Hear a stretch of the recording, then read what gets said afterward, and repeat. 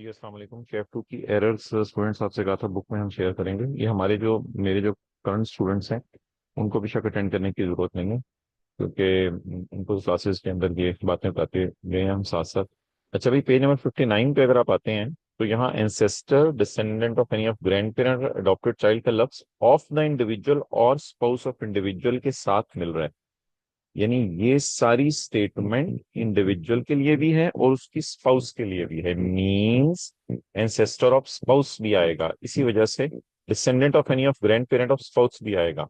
Individual का तो अपना आएगा जिसकी बात हो रही है उसके, तो इस फिक्रे को इस तरह आपने इस कॉन्टेक्स्ट में पढ़ना है। बहरहाल लेक्चर 115 हमारा हुआ है, उसमें डिटेल में इसकी डिस्कशन भी है, वो भी आप यूट्यूब से ले लेंगे और हम देख लेंगे, कोशिश कर लेंगे लेक्चर 115 का नीचे लिंक भी डाल दें।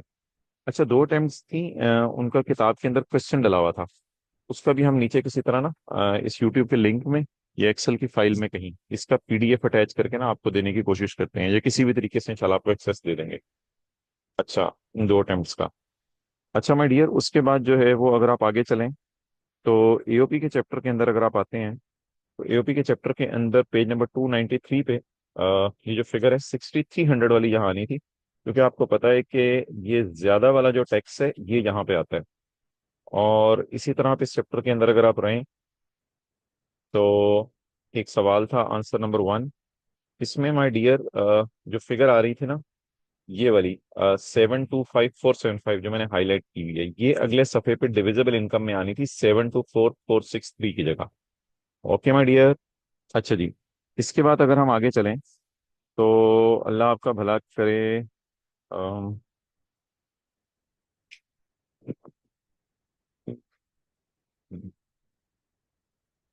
हम्म, हाँ यार, एक चीज है इसमें, आप लेक्चर 115 के ना डिस्क्रिप्शन नीचे डाल देना। लेक्चर 115 आप हमारा अटेंड कर लें, इसमें ना एक चीज मैंने बताई है कि फॉरेन लॉसेस किताब के अंदर ना लिखा हुआ है foreign loss is not adjustable against Pakistan source income.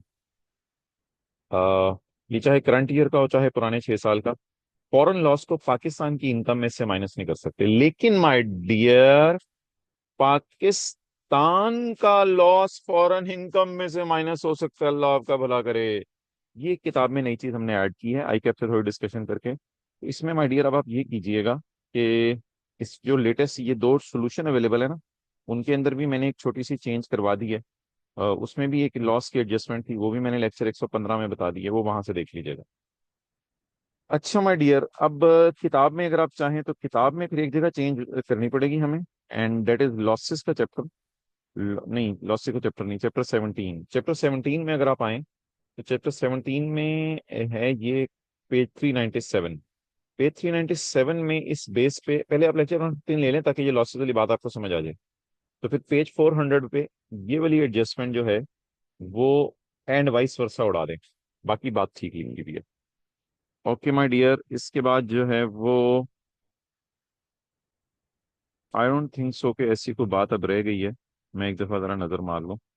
हाँ अच्छा यार, एक चीज है, चैप्टर जो है ना 15, उसमें शायद आपको आइडिया है कि अब रूल ये बन गया है कि आपने 20 मिलियन से कम वाले केसेस की कमिश्नर अपील के पास अपील करनी है और 20 मिलियन से ऊपर वाले केसेस की एपलेट ट्रिब्यूनल के पास अपील करनी है। आ, तो इस बेस पे अब कमिश्नर अपील के खिलाफ आप हाई कोर्ट में जाएंगे या एपलेट ट्रिब्यूनल के खिलाफ भी आप हाई कोर्ट में जाएंगे। तो इस बेस पे क्वेश्चन 36 को आप अमेंड कर लें, क्योंकि इसमें यहाँ लिखा हुआ है हाई एपलेट ट्रिब्यूनल। तो कमिश्नर अपील के फैसले के खिलाफ आप एपलेट ट्रिब्यूनल नहीं जाएंगे, कमिश्नर अपील के फैसले के खिलाफ आप हाई कोर्ट जाएंगे। तो एपलेट ट्रिब्यूनल को काट के माय डियर हम हाई कोर्ट कर देंगे। और जी अल्लाह आपका भला करे, सैलरी के चैप्टर में अगर आप आते हैं तो सैलरी के चैप्टर के अंदर चैप्टर 7 है। इसमें यह है कि अगर एम्प्लॉयर एम्प्लॉय को कोई 1 ऑफ 5 अलाउंस दे रहा हो ना, 1 ऑफ 5 फॉर ऑफिशियल ड्यूटी, तो इसको इनकम में ऐड नहीं करना होता। लेकिन अगर एम्प्लॉय बचत करे तो वो बचत इनकम में डाल देंगे, वो बचत सैलरी में डालेंगे। तो इस बेस पे इसके सोल्यूशन को अमेंड कर लें। 6 लाख उसको बिजनेस टूर के लिए मिला था और उसमें से उसने 4.5 लाख खर्च कर दिया, तो 1.5 लाख की बचत थी। इसको 1.5 लाख यहाँ लिखिए। ओके माय डियर, आ गया।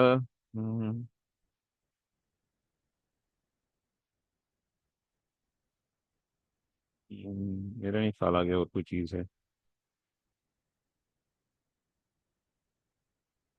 हाँ यार, एक ना चैप्टर 13 में जो एग्जाम्पशंस है ना, वो असूली तौर पे ऐड होके लेस होनी चाहिए न्यूमेरिकल के फेस में, जो भी एग्जाम्पशन है चैप्टर 13 में, लेकिन एक दो जगह ऐड होके लेस नहीं हुई न्यूमेरिकल में, तो इसको जरा आप खुद कर लीजिएगा। इसके साथ जो सैलरी के चैप्टर के अंदर है, जिसमें फॉरेन सैलरी एग्जाम्प्ट होती है, तो उनको भी छोटी मोटी एग्जाम्पशन हो ना, जैसे पेंशन माफ है, प्रोविडेंट फंड का अकोमोलेटेड बैलेंस माफ है, उसे हम डैश डाल के इग्नोर कर देते हैं। लेकिन बेहतर है कि जहां भी कहीं किताब में फॉरेन सैलरी दी हुई है, तो फॉरेन सैलरी को आप माय डियर ऐड करके लेस करें। That would be more appropriate, कि फॉरेन सैलरी को आप ऐड करके लेस करें। तो किधर है फॉरेन सैलरी? है foreign salary, that is on page 106। तो ये फॉरेन सैलरी के जो दो एग्जाम्पशन है ना, 102 और 51 के टू, कहीं भी हमारी किताब में अवेलेबल है, कुछ जगह पे तो ऐड करके लेस हुई भी है, लेकिन हर जगह इसकी कोशिश करें।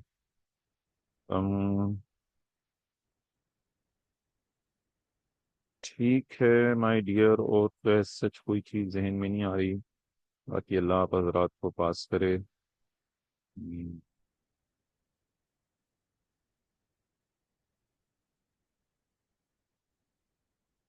ठीक है जी, क्लोज करते हैं।